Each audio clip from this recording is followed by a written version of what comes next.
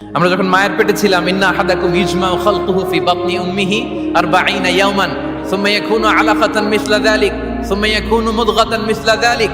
আমরা যখন মায়ের পেটে ছিলাম 40 দিনে আমরা নুতফা স্টেজে ছিলাম, 40 দিন আমরা আলাকা স্টেজে ছিলাম। আমার মায়ের জরায়ুর দেয়ালে আমি লেপ্টে ছিলাম।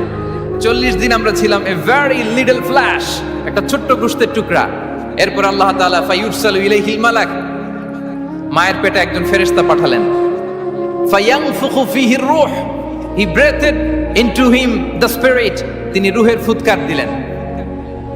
ওয়া ইউমারু বিআরবা'i কালিমাত, চারটা জিনিস তখন লিখে দেয়া হলো। বিকাতবি রিজকিহি ওয়া আজালিহি ওয়া আমালিহি ওয়া শাকিয়ুন আও সাঈদ, তার রিজিক কি হবে লিখে দেয়া হয়েছে মায়ের পেটে যখন ছিলাম। আপনারা তো এখন চিন্তা করতেছেন, চিন্তিত, কিন্তু মায়ের পেটে থাকতে আল্লাহ তাআলা এই রিজিককে ফিক্স করে দিয়েছেন। সুবহানাল্লাহ ওয়া বিহামদি। এবং যে রিজিক আমি আমার মায়ের পেটে থাকতেই আল্লাহ তাআলা লিখে দিয়েছেন, সেই রিজিক ভোগ না করে আমি কোনোদিন মরবো না। বিষ্ণু ইসলাম আমাদেরকে জানিয়েছেন, তোমার জন্য যে রিজিকের বন্দোবস্ত, যেই অ্যালটমেন্ট আছে, সেটা ভোগ না করে, উপভোগ না করে তুমি মরবে না। এবং সেটা আপনি উপভোগ করবেন, আপনার কাছেই আসবে।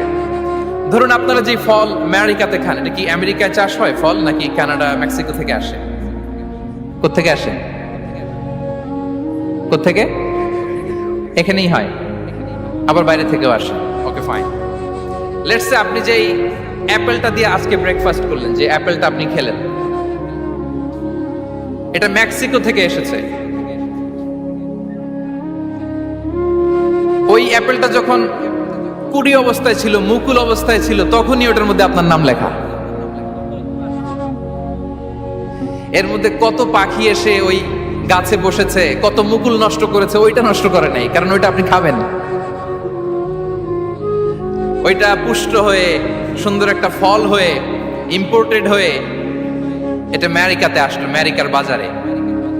অনেক মানুষ ওই ফলটা সুপার মার্কেটে যে ধরে চড়ে নেড়ে আবার রেখে দিয়ে চলে গেছে, নেয় নাই। ওইটা সে খাবে না, কারণ ওইটা আপনার রিজিকে লেখা। ওই ফল আপনি নিয়ে আসলেন, বাসায় অনেকে অ্যাপেল খাচ্ছে, কিন্তু ওই অ্যাপেলটা খাবে না, কারণ এটা কে খাবে? সুবহানাল্লাহ পড়তে পারলেন না মজা করে? আল্লাহু আকবার। আপনার জন্য যে রিজিক নির্ধারিত, এটা আপনিই খাবেন। এর মধ্যে আপনি মরে যেতে পারতেন, বাসা থেকে অন্য কোথাও চলে যেতে পারতেন, কিন্তু না, মরবেনও না, অন্য কোথাও যাবেনও না ওইটা খাওয়ার আগে। This is the essence of rizq. This is the essence of provision, sustenance. Inna Allah huwa ar-razzaq dhul quwwati al-matin. মায়ের পেটে থাকতে নির্ধারিত, ওই ফল কেউ টাচ করবে না up until you try it. This is rizq.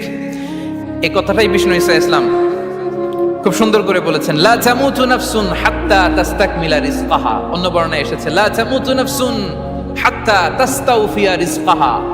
মানুষের জন্য যে রিজিকের বরাদ্দ, সেটা উপভোগ না করে, সেটা না খেয়ে ওই মানুষ এই দুনিয়া থেকে বিদায় নিতে পারে না। তাহলে আমার রিজিক ভোগ না করে আমি মরবো না। এবং এটা যেহেতু আপনার জন্য নির্ধারিত, এটা আপনি পাবেনই। এখন এটা কি হালাল পন্থায় আপনি পাবেন না হারাম পন্থায় পাবেন, দ্যাট ইজ ইউর ডিসিশন। আপনার রিজিক আপনার কাছে আসবে। এটা নির্ধারিত না অনির্ধারিত বলেন তো? আমি সবার কাছ থেকে শুনবো, রিজিক কি নির্ধারিত না অনির্ধারিত?